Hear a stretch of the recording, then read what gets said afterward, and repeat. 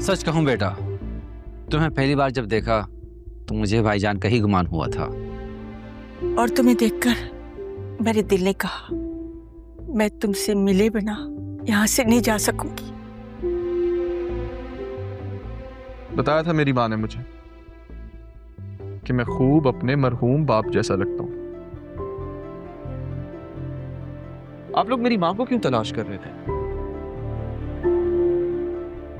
तुम्हें कैसे पता? तुम्हें कैसे पता? क्योंकि मैं आप लोगों को तलाश कर रहा था। क्यों? पहले मैंने पूछा, तो आप बताएं। क्यों निकाला था उस बहू को जिसे कम हैसियत जानकर आपने घर से बेघर कर दिया, ये जानते हुए भी कि वो आपके बड़े बेटे के निकाह में है और प्रेग्नेंट भी।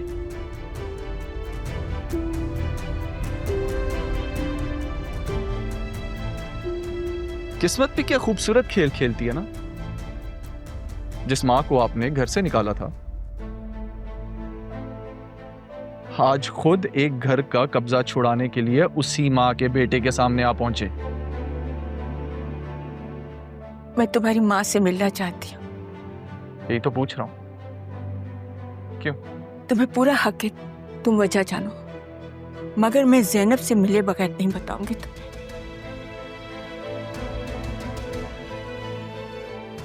क्या तुम अपनी माँ से मुझे मिलवा सकते हो? पूछूंगा उनसे, अगर उन्होंने इजाजत दी तो जरूर।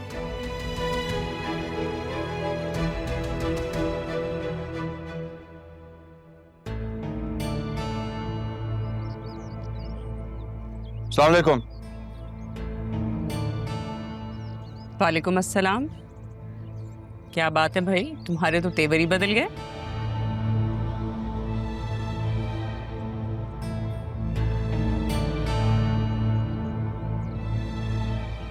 मैं कुछ समझा नहीं। समझ तो तुम गए हो। हालात बदलने से इंसान की औकात और हैसियत नहीं बदलती।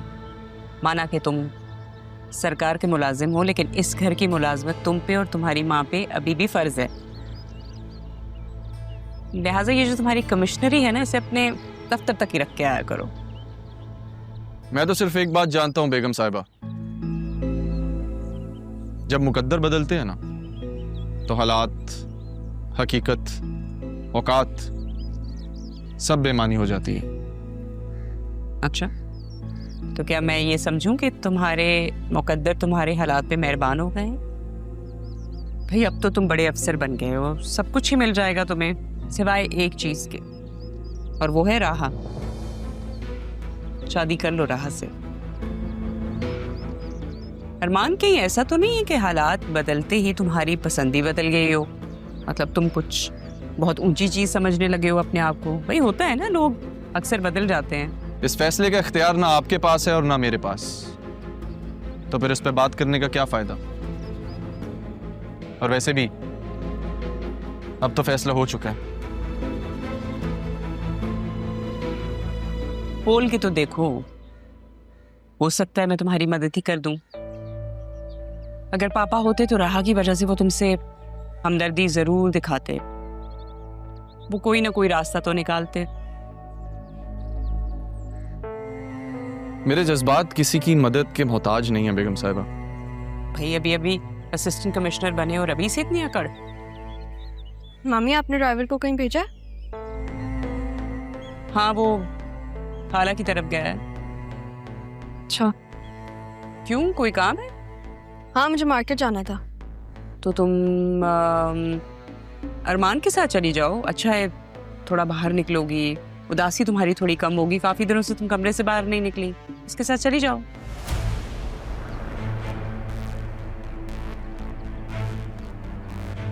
नहीं, मैं ड्राइवर का वेट कर लेती हूँ, रहने दें। अरे राहा, चली जाओ ना। तुम तो ऐसे कह रही हो जैसे कभी इसके साथ गई ही नहीं बाहर। ड्राइवर को तो आने में टाइम लगेगा ना अभी।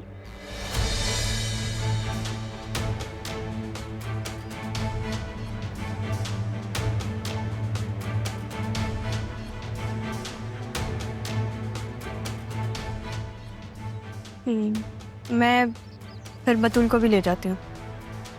बतूल घर पे नहीं है, जाओ तुम इसके साथ। ठीक है।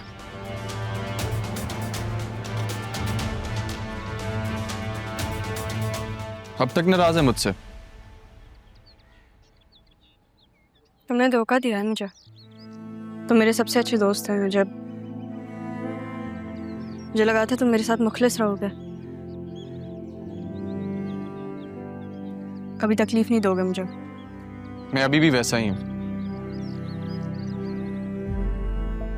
खास तौर पे आपके लिए। तुम जो भी कहो, मैं नहीं भूल सकती कि तुमने मेरी माँ के बारे में कुछ नहीं बताया मुझे। कान पकड़ रहा हूं, माफ कर दें।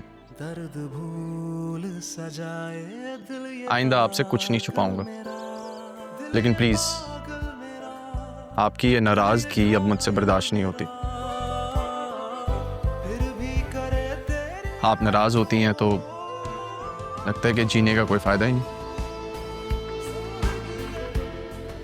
यहाँ से चलो, तुम्हारी नाक भी रगड़वाती हूँ।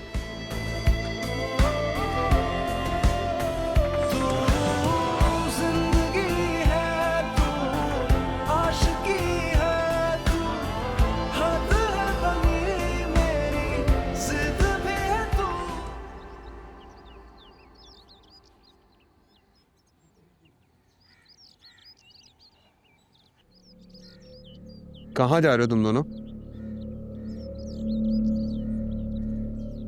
बुक्स लेने जा रहे हैं। बुक्स? मुझे भी चाहिए बुक्स। किधर? चलो साथ। चलो साथ। जो 2 मिनट रुको, मैं आती हूँ। ठीक है। ओके। मिस्टर अरमान, मेरी शादी होने वाली है राहा के साथ। तुम्हें ड्राइवरी करने की जरूरत नहीं है, मैं ले जाऊंगा उसे। ठीक है, ले जाओ। मैं भी तो देखूं कहां तक ले जाते हैं। मैंने जो देखना है वो देख लूंगा, लेकिन तुम उससे दूरी बना के रखो।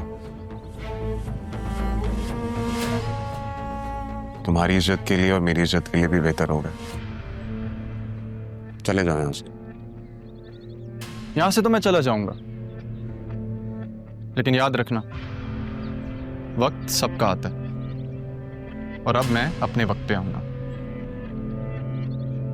ठीक है, जाओ, अपने वक्त पर आना।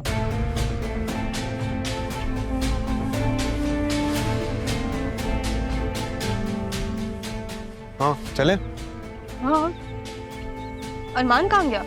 वो कह रहा था कि तुम्हारी मंगेतर है, तुम लेके जाओ, मैं क्यों ड्राइवरी करता फिरूं। अरमान ऐसे कैसे कह सकता है? अभी मुझे सॉरी बोल रहा था और आप? अच्छा, मैं उससे बात करके आती। अरे नहीं, क्या बात करोगी, इतनी अजीब सी बात करके गया है। चलते ना, हम देर हो रही है हमें। जब से दादा जान गए हम सब अलग अलग हो गए।